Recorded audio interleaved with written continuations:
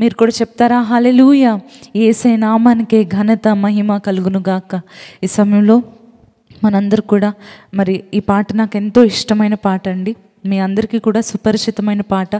గొప్ప దైవజనులు, అభిషిక్తులైన దైవజనులు యేసన్న గారు రాసిన పాట. ఎన్నో కోట్ల మందిని దీవించిన పాట అండి కదా.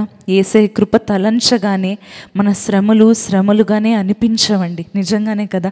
ఆయన మనకిచ్చే మహిమ ఎదుట ఇవేవి ఎన్నతగినవి కావు అని మనం జ్ఞాపకం చేసుకున్నప్పుడు, ఈ లోకంలో ఎటువంటి శ్రమ మనకు వచ్చినా, ఎటువంటి ఆపదలో మనం ఉన్నా, ఎటువంటి అనారోగ్యంతో బాధపడుతూ ఉన్నా సరే, ఆయన ఇచ్చే మహిమ ఎదుట ఈ శ్రమలు, ఈ అవమానాలు, ఈ నిందలు, ఈ మాటలు, ఈ యొక్క లేమి, కరువు ఇవేవి ఎన్నదగినవి కావు అని మనం జ్ఞాపకం చేసుకోగలుగుతాం. అదేవిధంగా ఈ లోకంలో మనకి ఎంత మనం కలిగి ఉన్నా సరే, ఆయన ఇచ్చే మహిమ ఎదుట ఇవేవి కూడా ఎన్నదగినవి కావండి. దేవుడు మన కొరకు బంగారు వీధులను సిద్ధపరిచాడు. బంగారు వీధులున్న రాజ్యాన్ని మన కొరకు ఉంచినప్పుడు మనం ఈ లోక ధనము కోసం, ఈ లోక బలము కోసం పరుగెడతా ఉంటే అది ఎంత దారుణంగా ఉంటుంది కదండి. ఒక వ్యక్తి ఇలానే దేవుని దగ్గర స్పెషల్గా పర్మిషన్ తీసుకున్నాడంటండి. ఏమనంటే, నేను ప్రభువా, నేను చనిపోయినప్పుడు మరి ఒక వ్యక్తి దేవుని దగ్గర నుంచి స్పెషల్గా పర్మిషన్ తీసుకున్నాడంటండి. ఏమనంటే, ప్రభువా, నేను ఒకరోజు చనిపోయినప్పుడు నాకు నీవు ఒక స్పెషల్ పర్మిషన్ ఇవ్వాలి అంటే, దేవుడు అన్నాడంట, ఏం కావాలి, ఏంటి పర్మిషన్ కావాలి నీకు అని చెప్పినప్పుడు ఆ వ్యక్తి అన్నాడంట, ప్రభువా, నేను ఈ లోకంలో చాలా కష్టపడి ఎంతో సంపాదించానయ్యా, మరణించాక అవన్నీ వదిలేసి వెళ్ళిపోమంటే ఎలా ప్రభువా, నాకు ఒక పర్మిషన్ ఇవ్వు.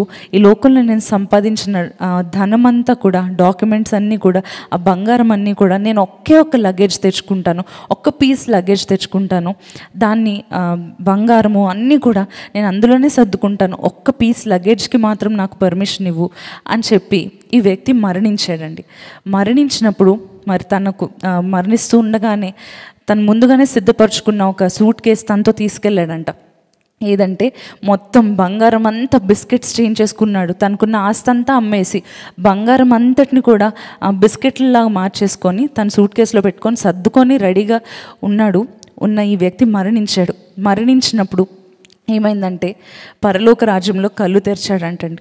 తెరిచి అక్కడ ప్రవేశిస్తూ ఉండగా గేట్స్ దగ్గర ఉన్న పరలోకము రాజ్య ద్వారాల దగ్గర ఉన్న దేవదూతలు అడుగుతున్నారంట, ఏం తెచ్చేసుకుంటున్నావు, ఎవరు ఇక్కడికి ఏం తెచ్చుకోకూడదు, ఏది తీసుకొని వెళ్ళరు, ఏది తీసుకొని రాకూడదు, నువ్వేంటి తెచ్చుకుంటున్నావు అంటే అతను చాలా ధైర్యంగా చెప్తున్నాడంట, నేను నా దేవుని దగ్గర స్పెషల్గా పర్మిషన్ తీసుకున్నాను, మీరెవరండి మధ్యలో మాట్లాడడానికి అంటే, సరే ఎంటర్ అయ్యే ముందు నువ్వు పర్మిషన్ తీసుకున్నావు కాబట్టి ఈ లగేజ్ ఏంటో ఓపెన్ చేయి, మేము చెక్ చేయాలి అని చెప్పంటే అతను చాలా గర్వంగా తెరుస్తున్నాడంట ఆ లగేజ్ని. నేను ఒక్కడనే పరలోక రాజ్యానికి లగేజ్ తెచ్చుకున్నాను, నా ఆస్తి తెచ్చుకోగలిగాను అని చెప్పి చాలా గర్వంగా ఆ లగేజ్ ఓపెన్ చేసి పెట్టాడంట.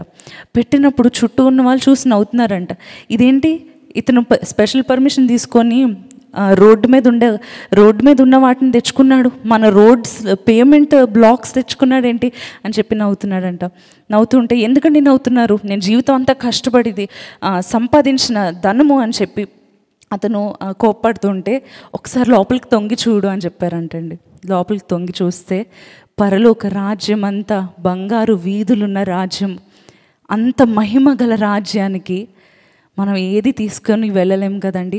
ఎంతో మహిమ గల రాజ్యాన్ని దేవుడు మన కొరకు ఉంచాడు. నేను ఎప్పుడూ అనుకుంటా ఉంటాను, ఆయన 6 రోజుల్లోనే తన మాటతో చేసిన సృష్టి ఇంత అందంగా ఉంటుంది కదా, ఎంత అందమైన సృష్టి ఉంటుంది కదా, అలాంటిది ఇన్ని వేల సంవత్సరాలుగా మన కొరకు మన తండ్రి ఇంట్లో సిద్ధపరుస్తున్న స్థానము ఎంత అందంగా ఉండుంటుంది కదా.